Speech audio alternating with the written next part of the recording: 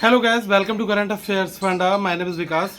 एक बहुत common doubt है कि मॉक टेस्ट में मार्क्स कम आते हैं, तो क्या ये रियली मैटर करता है? क्योंकि कुछ ही दिनों में आपका आरआरबी पीओ का एग्ज़ाम है और प्रीलिम्स के एग्ज़ाम में जो भी लोग अपेयर करने जा रहे हैं, ये काफ़ी ज़्यादा टेंशन वाला माहौल हो जाता है कि यार मॉक टेस्ट में तो मैं परफॉर्म कर नहीं पाया, तो एक्चुअल एग्जाम्स में क्या कर पाऊंगा। मैं आपको एक रियलिटी बता रहा हूँ। बहुत सारे ऐसे कैंडिडेट होते हैं जो घर पर प्रैक्टिस जब करते हैं ना, मतलब प्रैक्टिस करते टाइम पर जो कोई भी उन्होंने मॉक ऑप्ट करा होता है वहाँ पर उनकी अच्छी खासी परफॉर्मेंस रहती है, लेकिन एक्चुअल एग्जामिनेशंस में वो फेल हो जाते हैं या फिर वहाँ पर बहुत बढ़िया परफॉर्म नहीं कर पाते। और कुछ ऐसे होते हैं जो कि घर पर जब प्रैक्टिस करते हैं, मॉक टेस्ट वगैरह बनाते हैं, तो वहाँ पर बहुत बहुत अच्छी तरीके से उन्होंने परफॉर्म नहीं किया होता है, बट एक्चुअल एग्जामिनेशन जब आता है तो वहाँ पर वो लोग उस पेपर को क्वालिफाई कर ले जाते हैं। अब इन दोनों चीज़ों में क्या चीज़ कॉमन है? सबसे बड़ी चीज़ है कि क्वालिटी ऑफ क्वेश्चंस। जब भी कभी आप घर पर प्रैक्टिस करें तो मेन चीज़ क्या है कि कितने क्वालिटी क्वेश्चंस आपने बनाए हैं। अब जैसे मैं अगर अपनी खुद की बात करूं तो मैंने एक मॉक टेस्ट दिया और उस मॉक टेस्ट में मेरे 80 में से लगभग 40 मार्क्स आए, 50% मार्क्स, ठीक है। तो अगर जब मैंने 40 मार्क्स वहाँ पर गेन किए तो मैं अगर ये सोचूं कि यार जो बचे हुए 40 क्वेश्चन है ये मैं क्यों नहीं अटेम्प्ट कर पाया, मेरे पास प्रॉपर टाइम भी बचा था, मुझे वो क्वेश्चन आते नहीं थे।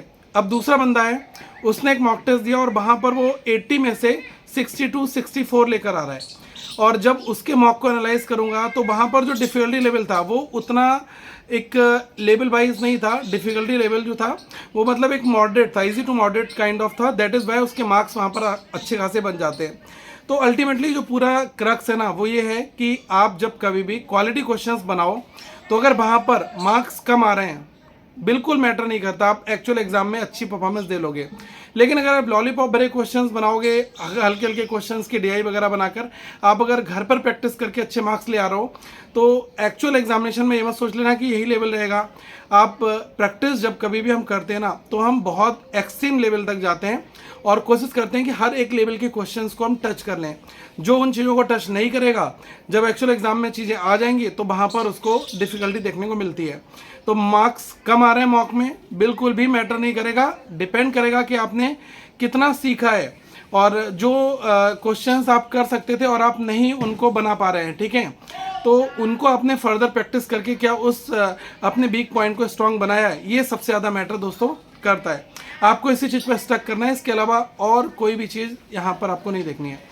तो मैं आपको रिकमेंड करूंगा कि आप अपनी प्रैक्टिस करें और जो वीकर पॉइंट है उसको और ज़्यादा स्ट्रांग बनाएं। और आपको लगता है कि यार ये चीज़ है जो मुझे बहुत अच्छे से आती है, तो आप उस चीज़ को अभी प्रैक्टिस के लिए स्किप कर दो, बट वो क्वेश्चन जरूर अटैम्प्ट करो और उनकी प्रैक्टिस जरूर करो जो आपके एग्जामिनेशन में पूछे भी जाते हैं और आपने उनकी प्रैक्टिस इतनी अच्छी नहीं कर रखी है, ठीक है। तो ये 2-3 चीज़ें हैं जो मुझे आपको बतानी थी। और बाकी करंट अफेयर्स फंडा के मोबाइल एप्लीकेशन को आप डाउनलोड कर लेना, वहाँ पर आपको प्रीवियस ईयर के मॉक टेस्ट मिल जाएंगे। लगभग 2200 से ज़्यादा पूरे मॉक टेस्ट हैं जो टेक्स्ट बुक के कोलैबोरेशन से हमने करंट अफेयर्स फंडा के पोर्टल पर लॉन्च किए हैं। और अभी एक बहुत अच्छा ऑफर चल रहा है, तो आप इसको देखें और इसका लाभ उठाएं, अपनी अच्छी प्रिपरेशन करें। Thank you so much, have a good day to all of you. Once again we will meet very soon guys.